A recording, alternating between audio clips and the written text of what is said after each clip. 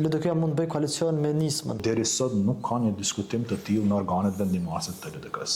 Sa më shumë që ka komunikim në mes të liderëve politik shqiptar, aq më mirë. Meqense jeni edhe zëdhënës, ja vlen me ashtruar juve këtë pyetje. Ka qenë një diskutim, ose le themi kështu një gjysmë spekulim publik që LDK mund të bëjë koalicion me nismën. A ka diçka të re në këtë front? I kam pa këtu, tash për të pas koalicione qoftë para zgjedhore, çfarë do të qoftë, ato diskutohen fillimisht në kryesi, pastaj në këshill përgjithshëm e tjera. Deri sot nuk ka patur një diskutim të. Ishte një takim me zotin Tabdxhiku dhe zotin Limaj, u cilësu si atmosferë shkëlqyeshme. Në rregull. Tash për këtë dua të them kështu. Sa më shumë që komunikojnë liderët e partive politike, fundja jemi 1,5 milion. Si jemi 1,5 miliard si Kina, jemi 1,5 milion.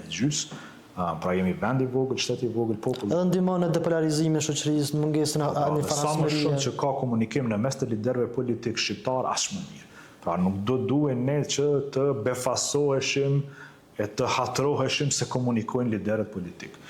Ndoshta, dhe kjo kemi tentuar këto 4 vite të themi, ta themi këtë që fatkeqësia më e madhe që zoti Kurti, si lideri i partisë më të madhe politike në Kosovë, ka patur pak e rrallë komunikim me liderët e partive tjera politike dhe kur e ka patur polarizues, ofendues e tjera.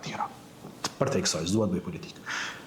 Pra është mirë që liderët politik në Kosovë kanë komunikim, për sa i përket një koalicioni apo çka do të qoftë, deri sot nuk ka një diskutim të tillë në organet vendimase të LDK-s.